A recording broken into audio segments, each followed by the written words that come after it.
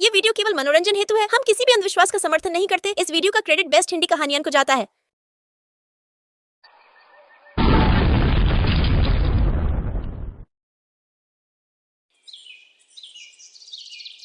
तुम लोगों ने मुझे नौकरानी समझा हुआ है क्या कि घर का हर काम मैं ही करूं? तुम्हारी माँ ना एक नंबर की कामचोर हो गई है जो ये सब काम करना ही नहीं चाहती। तुम फिक्र मत करो, मैं अभी जाकर माँ से बात करता हूँ। सुधीर अपनी माँ के कमरे में जाता है। माँ, तुम्हें सपना ने कितनी बार कहा है, जाओ जाकर बर्तन धो दो। तुम इतना से काम नहीं कर सकती क्या? बेटा, अब मेरी उम्र हो गई है और मुझसे ये अब घर के काम और नहीं होते। मेरे घुटनों और कमर में दर्द रहता है। तभी वहाँ सपना आ जाती है और वो उनकी सारी बातें सुन लेती है। आहा, ये बहाने ना जरा कम बनाया करो। मैं अच्छी तरह जानती हूँ आपको। जब आप अपनी सहेलियों के साथ पार्क में घूमने जाते हो तब आपके घुटनों में दर्द नहीं कि कमर और घुटने दुखने लगते हैं। बहू, मैंने सारी उम्र काम ही किया है और तुम्हें इतना ही लगता है तो एक काम वाली रख लो। हाँ, हमारे पास तो जैसे पैसों का पेड़ लगा हुआ है ना, और जब मेरे पास घर में आप हो काम करवाने के लिए तो हम क्यों काम वाली लगवाएं?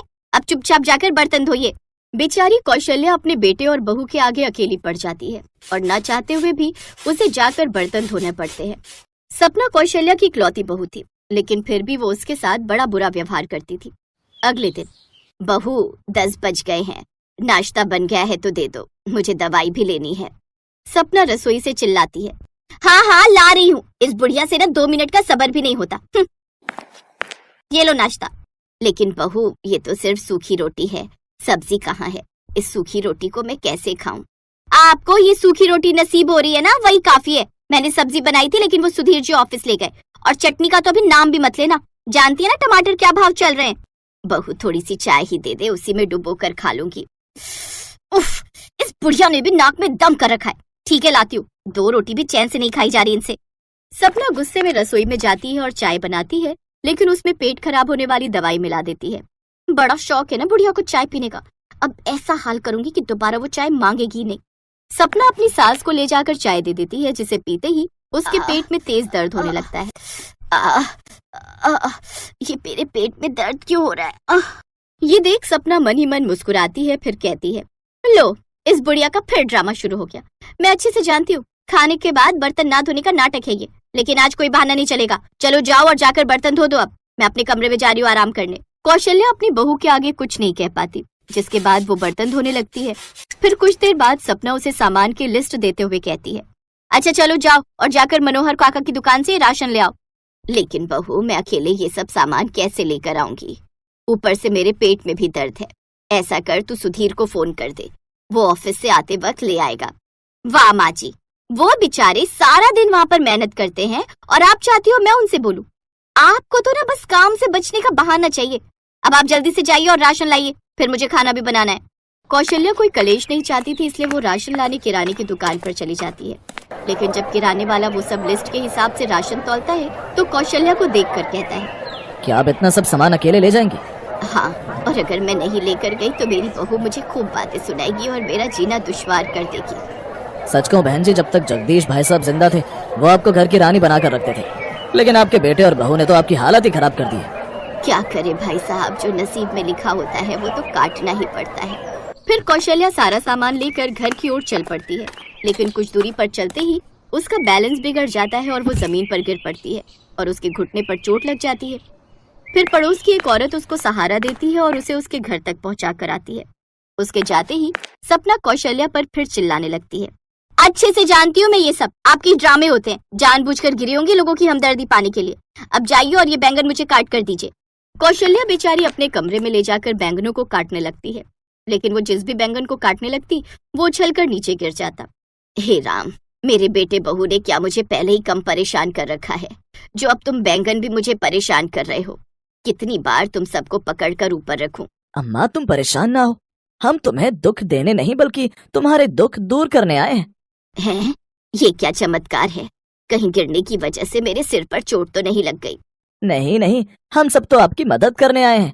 कल जब हम आपकी रसोई में आए थे तब हमने देखा कि आपके बेटा बहू आपके साथ कितना बुरा व्यवहार करते हैं, और हमने तो ये भी देखा कि आपकी बहू ने ही आपकी चाय में पेट दर्द की दवाई मिलाई थी।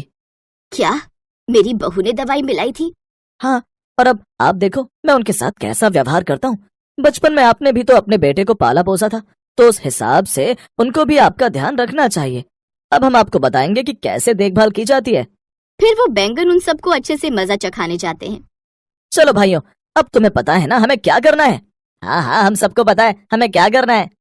अब सभी बैंगन अपने अपने हाथ में डंडा लेकर जाते हैं और उन दोनों पति पत्नी की पिटाई करने लगते हैं। अरे ये क्या, ये हमें मार क्यों रहे हैं? और इन बैंगनों के हाथ पैर कहाँ से आ गए? छोड़ो हमें, छोड़ो। नहीं, हम तुम दोनों को तब तक नहीं छोड़ेंगे जब तक तुम अपनी सास से माफी नहीं मांग लेते। सुधीर, जिस माँ ने तुम्हें बचपन में पाला पोसा, तुम्हारा इतना ध्यान रखा, और जब तुम्हारी बारी आई उनका ध्यान रखने की तो तुम उनके प्यार को इतनी जल्दी भूल गए। और सपना, अम्मा ने तो तुम्हें भी इतना प्यार दिया, फिर तुम उन्हीं के साथ ऐसा करने लगी। ठीक है, हम उनसे माफी मांगने के लिए तैयार हैं। अब हमें छोड़ दो, हमसे गलती हो गई। हाँ, हमसे गलती हो गई जो हमने माँ जी पर इतने अत्याचार किए। कौशल्या उन दोनों को माफ कर देती है, जिसके बाद उसके बेटे बहू भी उसके साथ अच्छे से रहने लगते हैं। साथ ही वो जादुई बैंगन भी उनकी मदद करते हैं। वो सब उनसे जो भी मांगते वो सब जादुई बैंगन उन्हें प्रकट करके दे देते। अब झट से जादू से सारे बर्तन भी धुल जाते और तरह तरह के पकवान भी उन सबको खाने को मिल जाते। अब वो सब खुशी खुशी रहते।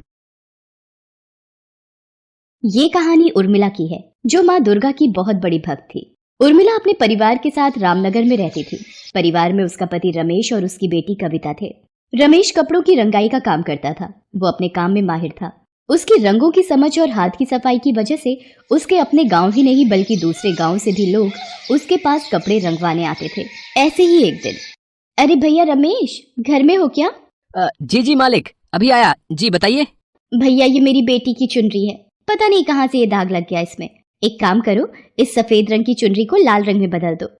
जी बिल्कुल, जैसा आप कहें। आप शाम को आ जाइए, मैं तब चुनरी बिल्कुल तैयार रखूंगा। रंगाई के इस काम से रमेश को ठीक ठाक आमदनी हो जाती थी।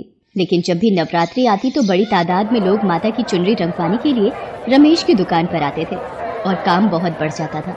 रमेश अपनी बात का पक्का था। वो तय वक्त पर ग्राहकों को उनके कपड़े देता था। एक बार फिर नवरात्रि आने वाली थी।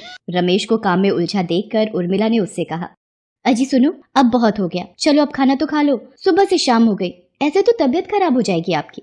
उर्मिला, ये सारी की सारी माता की चुनरी हैं, वक्त पर देनी होंगी ना? हाँ हाँ, तो माता ने ये थोड़ी ही कहा है कि खाना पीना छोड़ दो। मुझे कुछ नहीं सुनना, खाना तैयार है, चलिए जल्दी से। अच्छा अच्छा ठीक है, चलो मैं चलता हूँ। रमेश और उर्मिला का जीवन ऐसे ही हंसी खुशी से बीत रहा था। दोनों माँ दुर्गा के भक्त थे। कितना भी काम क्यों ना हो, लेकिन दोनों ही माँ दुर्गा की पूजा सबसे पहले करते थे। ऐसे ही वक्त बीत रहा था और माता की कृपा से रमेश के पास काम बढ़ता जा रहा था, लेकिन होनी को कुछ और ही मंजूर था।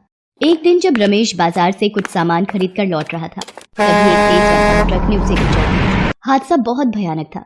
रमेश की मौके पर ही मौत हो गई। इसके बाद तो जैसे उर्मिला की दुनिया ही उजड़ गई। रमेश की मौत के बाद से ही सारे ग्राहकों ने कपड़े रंगवाने के लिए आना बंद कर दिया।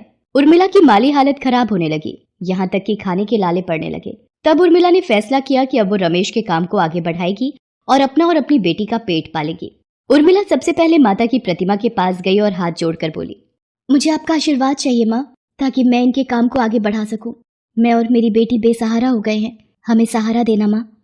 उर्मिला काफी देर तक माँ दुर्गा के सामने हाथ जोड़कर बैठी रही। नन्ही कविता भी उसके साथ माँ से प्रार्थना करने लगी। फिर उर्मिला ने रमेश के तरीके को याद करते हुए कपड़े रंगने शुरू किए। काफी मेहनत के बाद आखिरकार उसके हाथ में भी रमेश वाली बात आ ही गई। अब वो खुद ही कपड़ा खरीदकर उसे रंगती और फिर उससे सुंदर सुंदर माता की चुनरी बनाकर उन्हें बेचती। लोगों को उसकी बनाई हुई चुनरियां पसंद आने लगी, तो धीरे धीरे लोग खुद भी उसके पास कपड़े रंगवाने आने लगे। अब उर्मिला के पास खाने लायक पैसे होने लगे, लेकिन अब भी वो कविता को स्कूल भेजने और उसे एक अच्छी जिंदगी देने की स्थिति में नहीं थी। उर्मिला हर रोज माँ दुर्गा से प्रार्थना करती और खूब मेहनत भी करती थी। ऐसे ही एक दिन, माँ आज खाने में क्या बनाओगी? तेरे बाबा ने जो लौकी की बेल उगाई थी उसमें लौकी आ गई है, तो आज वही। हाँ माँ, चलो मैं भी तुम्हारी मदद करती हूँ। माता की 3-4 चुनरी रंगनी है, अभी रंग भी तैयार है, पहले ये काम कर दूं, फिर चलेंगे रसोई में। उर्मिला अपने काम में लग गई और कविता गुड़िया के साथ वहीं खेलने लगी। तभी अचानक बादल गरजे और तेज बारिश होने लगी। उर्मिला ने कविता को आवाज लगाई, कविता बिटिया जरा एक काम तो कर दे। हाँ माँ बताओ। बिटिया मैंने माता की चुनरी रंग दी है, अब ये बचा हुआ पानी है, इसे बाहर फेंक दे तो। माँ बाहर तो तेज बारिश हो रही है, मैं पूरी भीग जाऊंगी। अच्छा तो ऐसा कर, ये पानी लौकी की क्यारी में डाल दे, वहाँ तो छप्पर है। ठीक है माँ। इसके बाद से जब भी उर्मिला माता की चुनरी रंगने के लिए लाल पानी बनाती और इस्तेमाल के बाद कविता को उसे फेंकने के लिए कहती, तो कविता उस पानी को क्यारी में ही डालने लगी।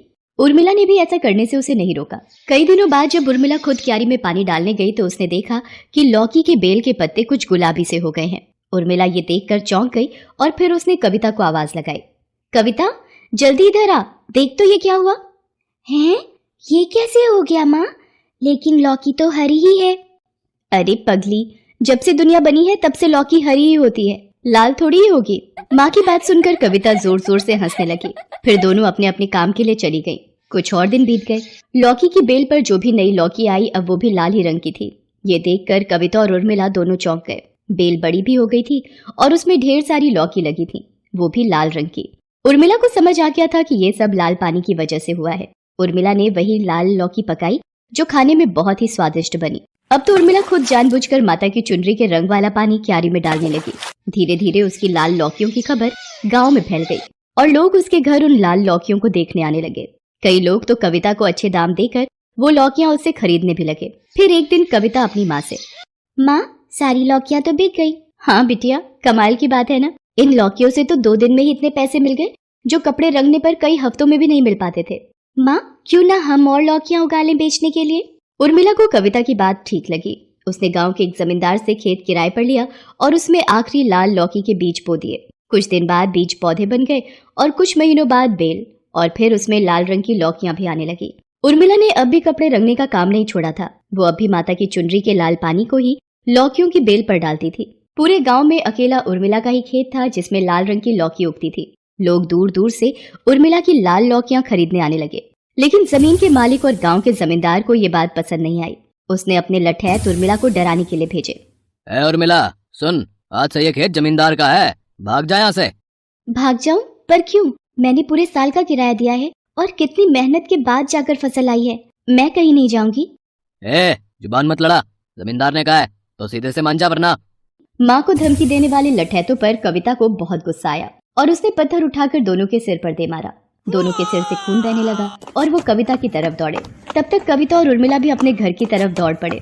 कविता को अंदर धकेलकर उर्मिला ने अंदर से दरवाजा बंद कर लिया, लेकिन जमींदार के वो दोनों लठैत दरवाजे को तोड़ने की कोशिश करने लगे। तभी उर्मिला ने वहां पड़े लाल रंग के पानी को देखा। उसने दरवाजा खोला और दोनों की आंखों में माता की चुनरी का वही पानी फेंक दिया। दोनों लठैतों की आंखें जलने लगी। उर्मिला ने कविता की मदद से दोनों को बांध दिया और फिर सरपंच को बुला लिया। देखिए सरपंच जी, ये जमींदार और उसके लठैत मुझे और मेरी बिटिया को मारने आए थे। क्यों भाई जमींदार, पैसों के लालच में इतना गिर गए हो कि एक विधवा और उसकी छोटी बच्ची को धमका रहे हो? हैं? जो हुआ पूरे गांव ने देखा, ये बिल्कुल भी ठीक नहीं है। अरे मैं तो गांव की भलाई के लिए रोक रहा था। ये बड़ी चालाक औरत है सरपंच जी। आप ही बताओ, भला लौकी भी कभी लाल हुआ है? इसने कुछ गलत मिलाया होगा बीज में या फिर मिट्टी में। लोग भी इससे खरीद कर लौकी खा रहे हैं, कहीं बीमार पड़ गए तो। नहीं सरपंच जी, ये बिल्कुल भी सही नहीं है। मैंने कुछ गलत नहीं मिलाया है। ये सब माता रानी की कृपा है। उनकी चुनरी रंगने के बाद जो लाल पानी बचता है वही डालती हूँ मैं अपनी फसल में। देख लिया ना, अब खुली ना इसकी पोल।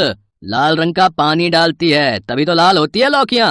अरे कोई चमत्कार नहीं है। मैं तो कहता हूँ सरपंच जी, शहर से जानकार लोगों को बुलवा कर जांच कराओ इसकी लौकियों की। पता नहीं खाने लायक भी है या नहीं, और कई लोग तो खा भी चुके हैं। सरपंच को जमींदार की बात ठीक लगती है और अगले ही दिन वो शहर से कुछ जानकार लोगों को बुलवाता है। उर्मिला की लाल लौकियों की जांच के बाद कृषि वैज्ञानिक सरपंच से कहते हैं, सरपंच जी, ये तो कमाल ही हो गया। ये लौकियां सेहत के लिए खराब नहीं बल्कि बहुत ही फायदेमंद है। इनमें हाई एंटीबायोटिक कंपाउंड्स पाए गए हैं जिनसे कई बीमारियों का इलाज किया जा सकता है। और तो और इन लौकियों के सेवन से कई बीमारियों से बचा भी जा सकता है। हम इन लौकियों के सैंपल अपने साथ लेकर जा रहे हैं। इन पर और रिसर्च करनी होगी, लेकिन आपको घबराने की बिल्कुल भी जरूरत नहीं। जिन्होंने भी इन लौकियों को खाया है उन्हें कोई खतरा नहीं। कृषि वैज्ञानिकों की बात सुनकर हर कोई दंग रह जाता है, खास तौर पर जमींदार। उसके पास अब कहने को कुछ भी नहीं बचा था। सरपंच बहुत खुश थे। वो उर्मिला से कहते हैं, बेटी, माता रानी की असीम कृपा है तुम पर, वरना हर किसी के घर ऐसा चमत्कार नहीं होता। मेरी इच्छा है कि माँ दुर्गा के इस आशीर्वाद को तुम पूरे गांव के साथ बांटो और गांव के बाकी गरीब किसानों को भी लाल लौकी उगाना सिखाओ। क्यों नहीं सरपंच जी, मैं जरूर ऐसा करूंगी। उर्मिला ने दूसरे किसानों के साथ मिलकर पंचायत की बड़ी जमीन पर लाल लौकी के बीज बो दिए। उर्मिला के पास माता की लाल चुनरियों के पहले से भी ज्यादा ऑर्डर आने लगे। उर्मिला और कविता के दिन भी बदल गए थे। पैसों की उन्हें अब कोई कमी नहीं थी। कविता अब एक अच्छे स्कूल में पढ़ती थी और उर्मिला अब पहले से भी ज्यादा मेहनत करती और माँ दुर्गा की भक्ति में लीन रहती। हेलो दोस्तों, कैसे हैं आप सब? हमारी कहानियाँ देखने के लिए हमारे चैनल को सब्सक्राइब कीजिए और हाँ, बेल आइकॉन पर क्लिक करना मत भूलिएगा।